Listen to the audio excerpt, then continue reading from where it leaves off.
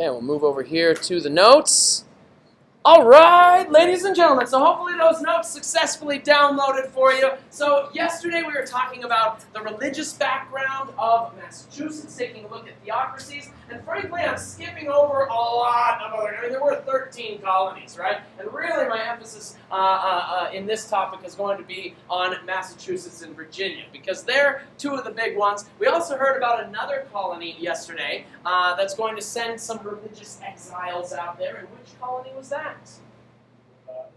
No, we didn't talk about them though. You're not wrong. But who were the guys that I talked about where we had the Quick Roads man going and, alright, there you go.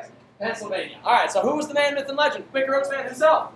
William Penn. Very good. So William Penn is going to found a colony partly for religious exiles, but also based in political freedom. Alright, so we're going to cover those big three. We're going to finish up on Virginia and kind of the South today as well. So if we take a look at the Southern economy, again it goes back to this issue of Virginia's early founding. Alright, so what was the primary reason for Virginia's survival? What was it? Tobacco. Alright, so when they're going over their tobacco, they're realizing very quickly how profitable this disgusting plant really is. Right? So tell me, how'd they discover this? How'd they discover tobacco? Alright. So Spanish conquistadors saw Indians chewing on the plant, and then they tried it, and they got a little thing from the tobacco, right? Because tobacco itself, I mean, cigarettes today, they've got a lot of additives that give you cancer, right? Nasty stuff that'll give you cancer. Tobacco itself, though, is a stimulant, similar to caffeine, right? And it's not healthy for you either, so don't do it. Right? But still, it was, I guess you could argue, slightly more healthy at the time as a stimulant. And so why would this be something that is profitable all over Europe? What do you think? Why would people want that? Yes? All right, it's not available. So supply and demand, right? They want it. All right, plus the cool people in Europe, like James, King James II, and James I, they're going to start smoking this stuff like crazy. And as soon as the royalty does it, what's everyone else want?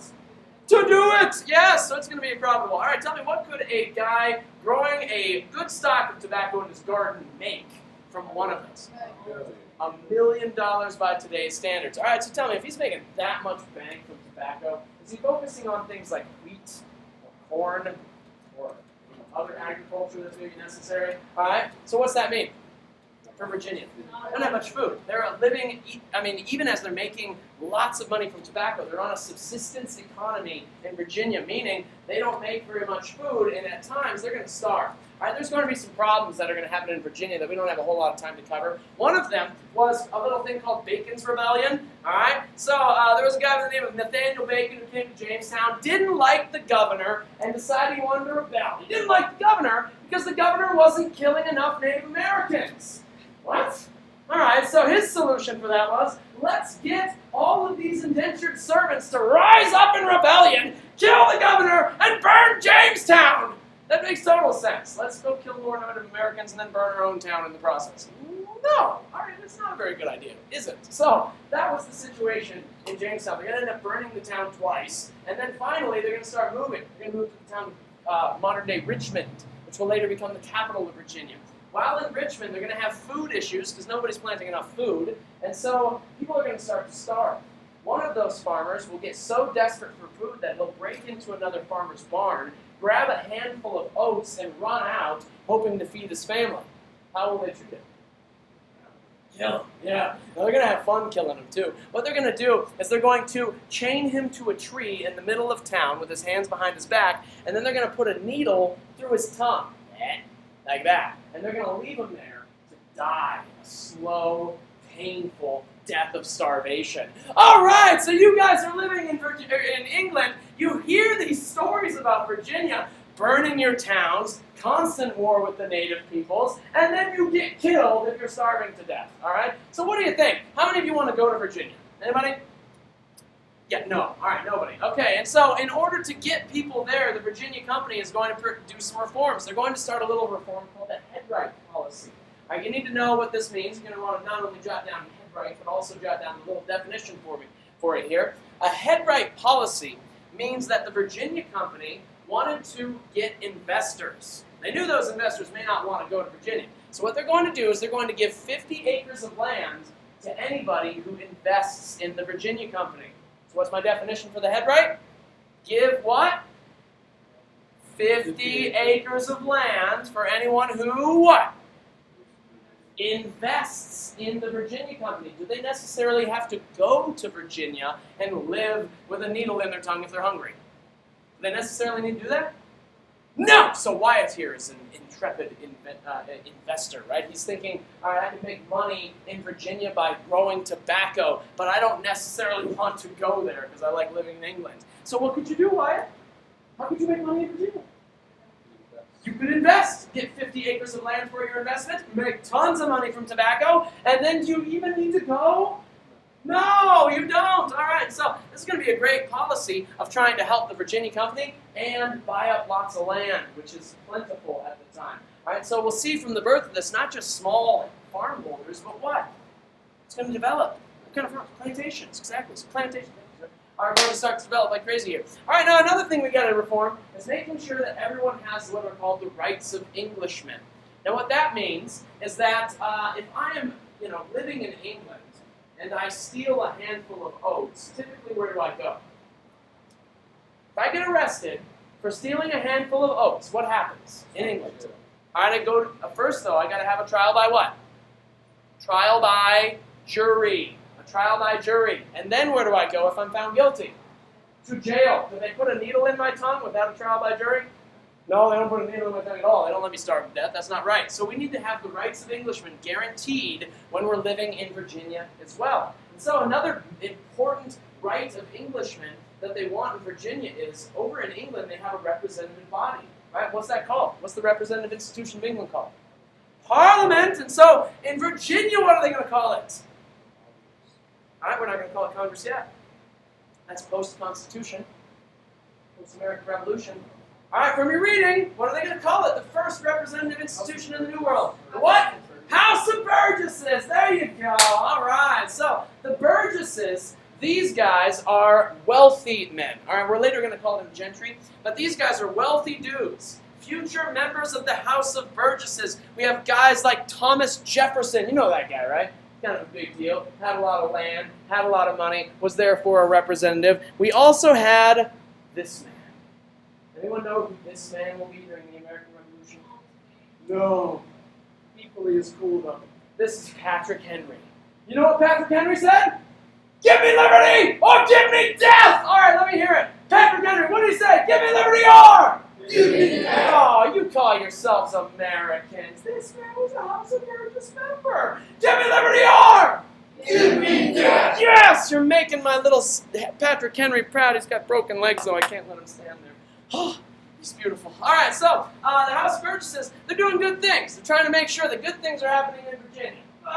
We're still going to have some growing pains here, especially for the ladies. All right, we'll talk about the slaves here in a minute. But in 1619 in Jamestown, we're going to have a boat, a Dutch boat, that's going to come over from first England, then Africa, then come over to Jamestown with 20 Africans that will be sold as indentured servants. But later this is going to turn into a system of enslavement. All right? But initially, we also need some women. Okay, because in Virginia at this time, in the early 1600s, the ratio of women to men was 1 to 8. Dudes, is that a good ratio? Look a brother up here. No, that is not a good ratio. 1 girl for 8 dudes. All right, that is not good at all. And so they're going to get women to come over here. But, think about it, ladies. You've heard the stories about Virginia. What happened to the first woman who came to Jamestown? Not exile, that was Anne Hutchinson from Massachusetts. First woman who came to Jamestown, she was eaten by her husband. Steak meat, right? Remember that? All right, yeah. First woman was eaten during the starving time. How many of you ladies want to willingly go to Virginia? No, even pay to go to Virginia? I don't think so. All right, so what they're going to do is they're going to take a bunch of poor ladies off the street, possible prostitutes, take a bunch of poor ladies off the street, and they are going to say, hey, we're going to take you to the Virginia colony and sell you as an indentured servant. Sell the women as wives. All right, so here's what it would look like. Imagine we've got, a bunch of rambunctious, testosterone-filled dudes who have their money in hand, standing on the shore waiting for the ship to open. All right, they've got their British pounds in hand. They're all jostling each other, bidding on women, saying, "Oh, 10 pounds for that one, please!" Sometimes bidding on multiple women. This is kind of awkward and wrong, isn't it? Yeah, so, I mean, really, the first Virginian women are either eaten or they're slaves. Yay! All right, good for you. All right, now they realized pretty quickly that this system is not working really well. The king realized it by 1624, because by 1624 they had taken a little census, and they realized that 14,000 people had left England. Over 14,000 people had left England and gone to Virginia. How many people were left in 1624? What do you think? Just over 1,200 people. All right, that's like 13,000 people roughly that disappeared. Where'd they go? Dead, or they went back to England. So, is this good for Virginia? Is it good for the king who's losing taxpayers? No. And so the king decides, I'm going to take this over as a royal colony and start administering justice. I'm going to send a governor. I'm going to make this system work, which will mean good things for the history of Virginia and some changes in the economics of the South in particular, but all of the colonies as well. So we have a little thing called mercantilism. This video is a short and sweet version of describing to you what mercantilism is. Mercantilism was the main economic theory in the 16th to 18th century. Governments regulated their economies to limit imports and maximize exports. It was believed that by doing this, the nation's wealth would increase because of the surplus in the country's balance of trade. The trade balance was represented by how much gold and silver bullion the country held in its treasury. To maximize their trade, countries made efforts to expand overseas shipping. This required a strong naval force to protect the commercial vessels. As a result, England, France, Portugal, and Spain were often at war in an attempt to dominate the seas. On the positive side, mercantilism spurred an increase in European global exploration as countries searched for new resources of raw materials. Mercantilism proved to be a difficult system to maintain. Maximizing exports and limiting imports was often counterproductive and ended up harming a country's economy more than it helped. As a result, mercantilism gave way to laissez-faire economies, where free trade was allowed to flourish and government intervention was reduced. Oh man, economics can be so boring, right? So that's kind of a boring little intro to mercantilism, but it's an important concept that we need to know. So with mercantilism, how did it work? Right? Did we have capitalism, where an investor, again with Wyatt here, since he was my investor last time, do we have an independent investor who can just say, I want to run my company this way, supply and demand will dictate the market, I can adjust prices how I want, that kind of thing? Did we have that yet? We don't have capitalism yet. We won't have that until after 1776. All right. So, but up to that point, we have mercantilism. And what does mercantilism emphasize? What do you think? Maximize what? Exports. So we're maximizing exports and minimizing what? Imports. You do not want to have a whole bunch of imports. Why are imports a problem? Where's your money going? It's going to other people, sometimes to our nemesis. All right, so if we're Great Britain, our nemesis is France. We don't want all our money going to France because then they're going to use it against us in warfare. All right, but if we're maximizing exports, then that's going to be a good thing because then we're making what? Making it rain. That's right, we're making it rain. Some serious cash money coming in that way. All right, where are the flaws of this experiment, by the way? Does it really work? No, why not? If everybody is only exporting, exactly. All right, so there's kind of a give and take there. For instance, America today, we're capitalist, mostly capitalist. All right, there's some differences, but that's okay.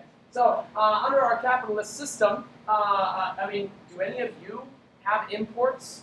Do any of you, for instance, have an import car? Anybody? Subaru? Yeah. Volkswagen? BMW? Okay, some of the Toyota? Honda? All right, so imports, yes, definitely. All right, any of you have anything made in China? Yeah, every one of you sitting on your desk right now. Those iPads, they're from a California company, but where are they constructed? in China because it's easier and cheaper to make it in China. So, I mean, that's how the market works. At this time, they're trying to compete with each other. So Britain wants to say, for instance, make ships, but they don't have enough trees. And they need a lot of trees for their maritime fleet at this point. Where are they going to get those trees for ships? From Virginia and Massachusetts and the colonies. So they want to have colonies because then they are less reliant on someone else to give that to them. You've got to have colonies in order to have less reliance on other countries and therefore not helping your nemesis. You want to be self-sufficient, right? Okay, another one too. Can England make wine very easily, do you think? In the colder climate of England, do they grow grapes really well?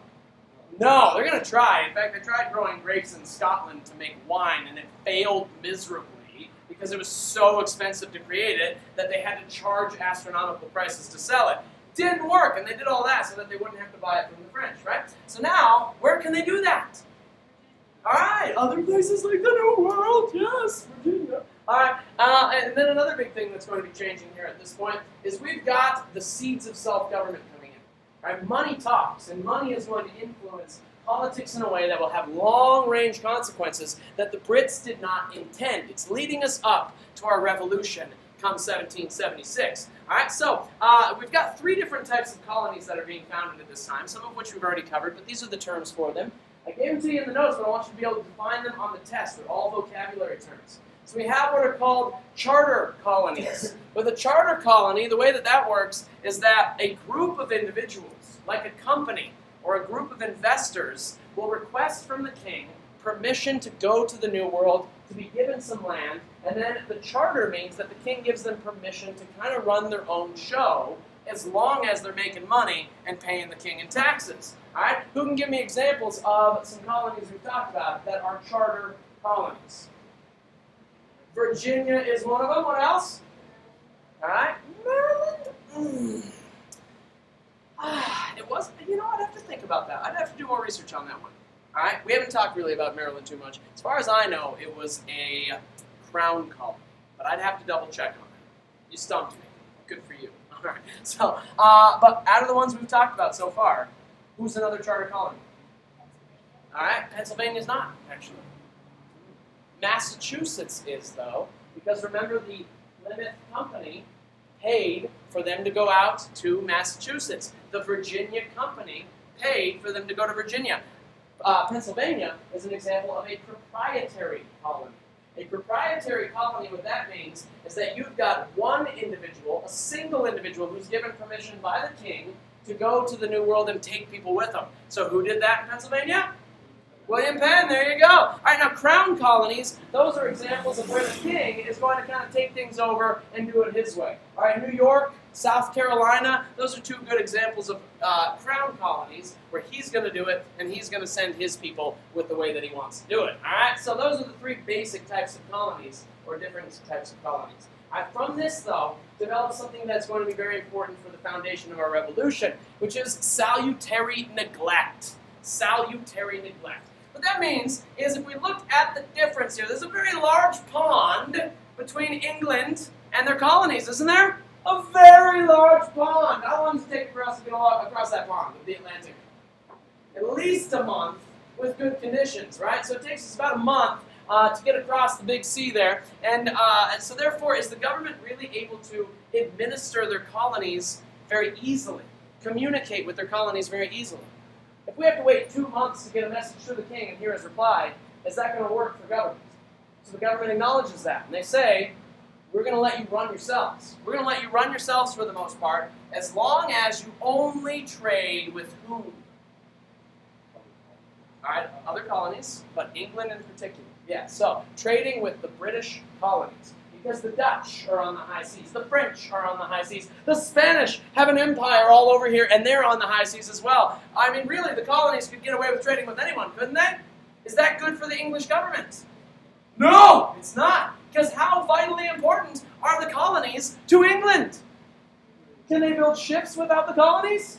No! And so therefore, they got to talk to the colonies. So they're saying, hey, we're going to let you guys have your own show as long as you give us your economic loyalty. Why is that important come 1776? All right? Because after 150 years of, say, having the House of Burgesses, our representative institution, determining our own taxation with our representation, and Britain wants to change that, that's going to tick off a lot of people, isn't it? Oh, it will! Stay tuned. We'll get to that in a couple of weeks. All right, now, as we take a look at the South with the way that their system is working economically, they have an exotic climate. How does that differ from the other colonies? What do you think? Here we've got the southern colonies. How does their climate and their conditions and growing situation differ from, say, the mid-Atlantic or New England colonies? What do you think? All right, I'm sorry, Will? It's warmer. What else? All right, good. So, I mean, with the northern climates, we've got 4 distinct seasons. Unless you're in Maine, that's a much shorter growing season. It's pretty cold up there. But in the south, you've got longer growing seasons. Therefore, you can grow better crops. All right, in the northern colonies, are they growing much tobacco? No. All right, what are they growing? Which is good, but not going to make you a whole bunch of money. Anyone? Corn and wheat. Okay, so they're doing things like growing trees, though, which are good for shipping. But they're growing wheat, so that's not going to make you a ton of money. What will make you a ton of money is tobacco. So tobacco is going to make a lot of money. Other things are growing at this time. Indigo. Why do we want indigo? Yeah, to make blue dye coloring your clothes. Isn't that neat? All right, that's going to sell well. And then another one, too, is tar. How do we get tar? Got a lot of it from North Carolina at this time. How do we get tar? Okay. So they got trees in North Carolina in particular that produces resin. You take the resin, you heat it a certain way, and it turns into tar. And what do you need the tar for in an age of wooden ships? To build things and seal them. Yes, to seal.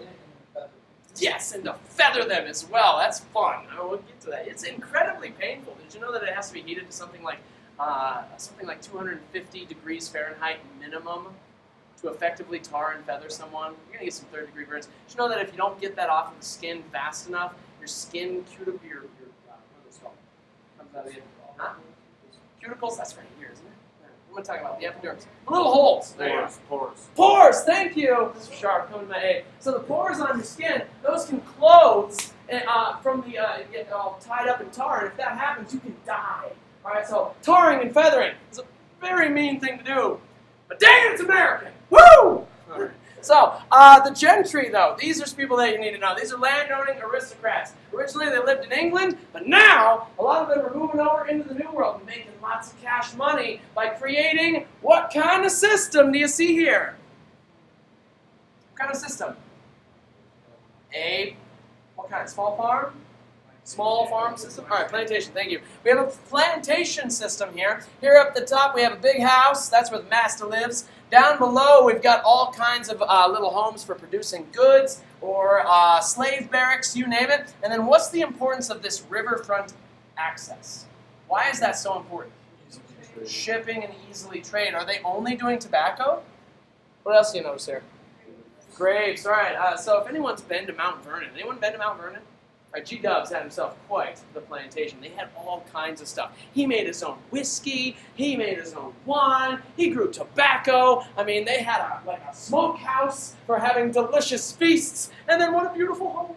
And you know what? The wallpaper, they had some that was green, some that was blue. It was beautiful. Yeah? You thought it was beautiful too? Yeah, very beautiful. That's a swaggin' state. And if you want to be swaggin', if you want to be a gentleman, that's what it takes. All right, but how are you going to build that? How are you going to make that happen? All right, so slaves are what we're going to get. G-Dubs, of course, did have himself some slaves. But we're going to start with indentured servitude. So in the earlier history of Virginia, when we're first coming in there, it will begin as indentured servitude. All right, so indentured servitude, it means that I don't have enough money to go over to the New World, so I'm going to sign a contract that will commit me to 3 to 5 years worth of labor, and it could be backbreaking, intense, very harsh conditions kind of labor. I could also be someone from prison who wants to get out of jail, and they need laborers, so they're going to hire me for 3 to 5 years under a contractual basis, and then I can earn my what after the end of that contract? I can earn my freedom. Now, the cool thing about being an indentured servant, if there's anything cool about being an indentured servant, by the way, but the cool thing about being an indentured servant at this time is that when you earn your freedom in Virginia, what else do you get? Land! You get 50 acres of land. What's that called again? Head right, very good. So you get 50 acres of land as the result of your service. That's pretty cool. But you think a lot of those indentured servants, by the way, made it that long under those conditions? Often they did not. All right. So especially initially, anyone know what nationality the first indentured servant was? Give me some guesses. What do you got? All right, white guy. You're right. Dutch? No. French? No. The Irish. You know, I'm an Irishman, so I know these silly facts. But yes, the Irish! They were the first to be indentured servants in America. All right, so what do you notice about this primary source here? What's this telling you about indentured servants? All right, they run away because conditions suck. Yes, okay. What else? All right, people are going to want them back because you're talking about your pocketbook here. You've invested in these people being here, and they just take off. The problem with a, well, quote-unquote problem, a white slave is what happens when they run away. I mean, it's pretty obvious when you've got someone who's of a different skin color, but in this case, you're not sure. All right, that's one problem, quote unquote, of indentured servitude. All right, and then another one. What do you notice? Is it just dudes? That's a lady. Yes, we have ladies. So some of you ladies that were sold as indentured servants to begin with, you might run away because you hate your hubby. Understandable. I mean, the guy bought you. It's just wrong. All right, what do you notice about this one?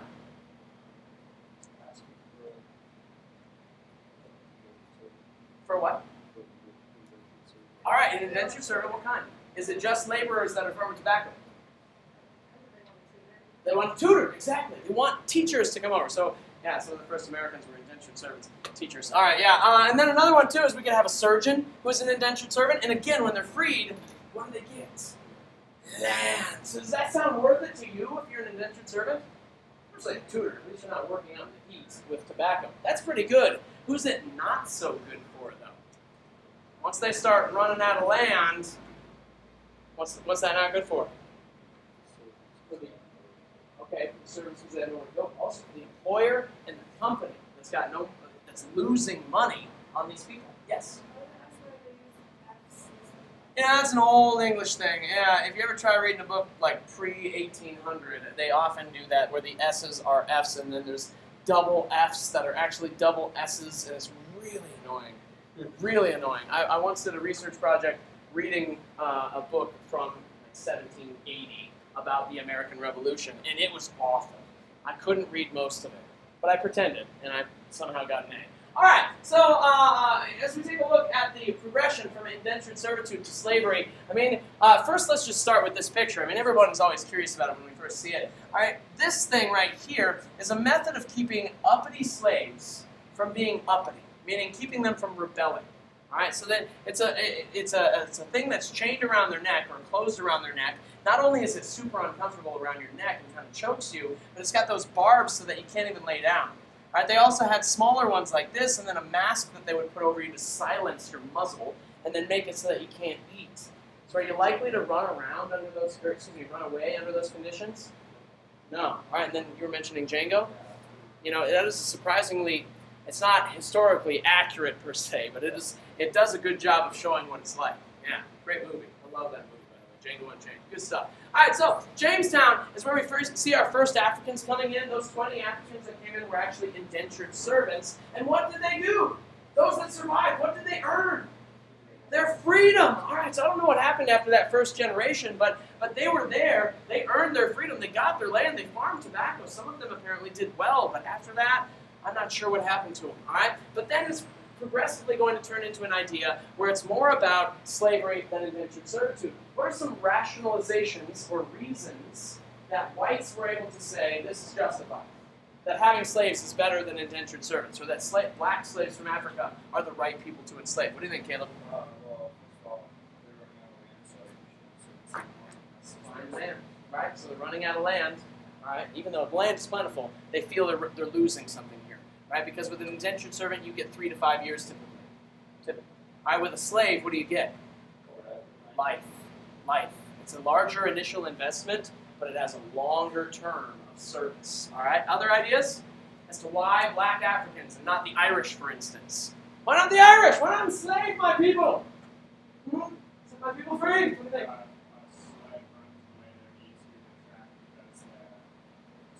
So you got the skin color issue, the racial issue, definitely. Another one is religious. All right, so these Christian, quote-unquote, Christian men that are enslaving these millions of African people and taking them over to the New World believe that because Christians are monotheistic and the right religion, that therefore those that are heathenistic or not monotheistic and believe in Christianity are the wrong faith and deserve their enslavement. All right, so the African people were not monotheistic. They were also not necessarily polytheistic in most cases. Instead, they were pantheistic. Who can tell me what pantheism is? Pantheism. Most tribes were pantheistic. Anyone? Pan means everywhere. Okay, so what did they believe about God? Everywhere. All right, so they believed that there was a single divine creator. Most tribes, anyway, believed in a single divine creator, but that there was a spirit within everything, including the rocks, the trees, you name it. It's in there. All right, so they're called heathens. Another one is that slave codes are going to develop first in Virginia and then in other colonies that are going to make it so that it's far more profitable to start having yourself a slave than an indentured servant. A big thing is that give out of land. Another one is the issue of supply and demand. Europe desperately wants tobacco, and they will pay good money for it. So what they want to do is raise as much tobacco as possible on a plantation system, and you need laborers to do it. And the white guys certainly don't want to do it, so why not hire African slaves that can do it for you? We also have this idea called the chattel principle. The chattel principle. All right, this is a principle about slavery that we'll get more in detail with later. But the chattel principle, essentially what it says is that human beings that are enslaved are not actually human beings. Right? They're a product with a price tag. So should you feel bad about enslaving or abusing or anything with these African peoples? What are they? What's the definition for it again as you're frantically writing things down? Humans enslaved are not actually human. They are a product with a price tag. A product with a price tag. All right? That's an ugly thought, but that was something that was well established in the history of slavery going far back, all right? And so these rationalizations are going to bring us into what's called the Middle Passage. Now, the triangular trade, if you've ever seen that before, it's the triangular trade of stuff that's going from Europe into Africa. Then they get slaves, go over to modern-day Cuba and into the New World, and then over back to Europe. So this triangular trade, the middle portion of that is called the Middle Passage, which goes from Western Africa over to the Caribbean, modern-day Caribbean, Hispaniola at the time. All right, so this journey starts, though, in Africa, where African middlemen would prey upon other Africans in neighboring villages and capture and enslave each other. Because when Africans fought wars at this time, did they fight in order to kill the other people? Anyone? Why did they fight a war? To enslave those other people. Not to kill them, but to enslave those other people. And so then they'd sell them to especially the Portuguese or other slave traders that were in the area, and then would take them across that Middle Passage. All right, so let's try something for a second to wake you up a little bit. How about everybody go ahead and stand up? And then come right here into the middle. Come out here into the forum. Then just get nice and close. Super close so you can smell each other's BO, right? Disgusting. Yeah, it's happening. It's hot. Nice and what is this, all this personal space here? Get close! Real close, uncomfortably close, and now sit down. Everybody sit down. Yeah, right where you are. There you go. Yeah, that's not very comfy, is it? No? Yeah? Now turn a little wide. Yeah, there you go. Okay, very good. So, anybody comfy? Probably not. Okay, now this is what it would be like on a slave ship. You'd either be seated or lying down, body on top of body, all chained either to each other or to the floor or to the walls of the ship. The ship ceiling would be about yay high. I'm pretty short, so I could fit in it okay. All right, but a guy like Wyatt, he'd have, be down here like this. Cade, Will, you guys would be like this, all right? Crouching, if you were a slave driver. All right, so when you're on this ship, anybody got to go to the bathroom, by the way? Anybody got to take a leak? Yeah, where would you go if you had to? Right there. Yes, right there. Okay. And so, also, when we're on a boat, we're not nice and stable the way we are right now, right? What are you doing? You're moving. So sway with me a little bit. These are good conditions on the ocean. These are good conditions. Good conditions. Yes. All right. Anybody feeling seasick? Gonna vomit? Where are you gonna vomit? On each other. Right there on each other. Yes. All right. Are they feeding you well? No. What's gonna happen? You're just gonna dry. Oh, yeah. Okay. Well, what I meant was you're going to get sick and die. You're going to get sick and die. All right. Go ahead and go and sit. Go back to your desks. On public restroom.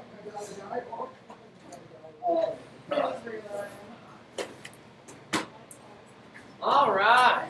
There's your middle passage activity for 30 seconds. Try 4 to 6 weeks of that. Because as we take a look at the middle passage, over 6 million African people between 1440 and 1640 were enslaved by various powers of Europe. Basically, the powers of Europe, especially the Portuguese, but also the Dutch and the Brits, would go down and bring products like cloth, or guns, or weapons, or alcohol, trade it to the African middlemen, and then they would take them across that middle passage to the New World. From there, those people would produce products on plantations, including tobacco, or cotton, or other raw materials, rum, processed materials, you name it, and then send it back to Europe. And so this is that triangular trade. So in order to help give you a little perspective on that, we're going to watch a couple of clips that are put together here from the movie Amistad. Anyone seen the movie Amistad? Okay, it's a Steven Spielberg film, so it's awesome. All right, and then it's about a slave rebellion on a ship called La Amistad that took place in the 1840s. So we're jumping ahead a little with the movie, but the message is the same. All right, so the message is pretty dire and ugly. So this is about Sengbe Pie, who's a slave that's going to be captured by his own people, sold into slavery, and then we'll see what happens next. What do you got to tell me?